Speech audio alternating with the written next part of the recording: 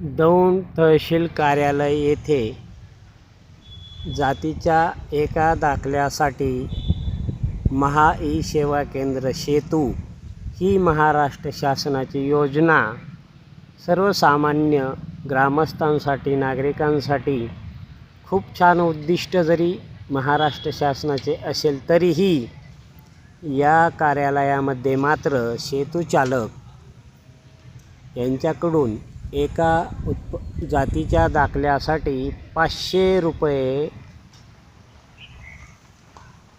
सांगितले जातात. 30 रुपयाचा फॉर्म, 500 रुपये फी, 200 रुपयाचे ॲफिडेविट असे 730 रुपये त्यांचे.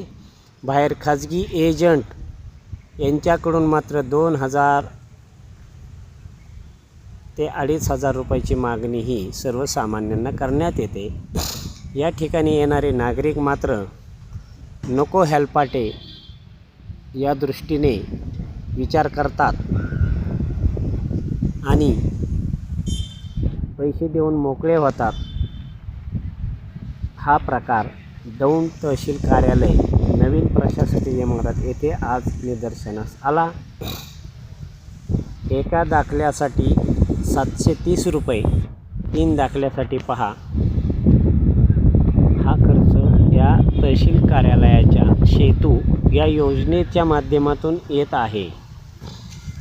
तसे पाहता शासकीय दरानुसार संबंधित या प्रकाराबाबत नायब तहसीलदार यांच्याशी संपर्क केल्यानंतर मात्र महा ई सेवा केंद्र सेतू चालकाला बोलावून घेण्यात आले आणि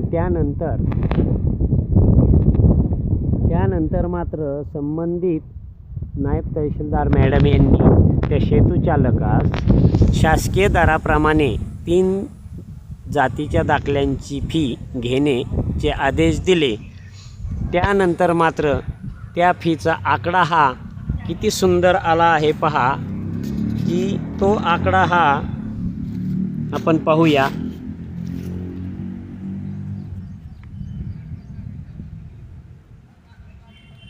तीन जातीच्या दाखल्याला 420. हे पहा,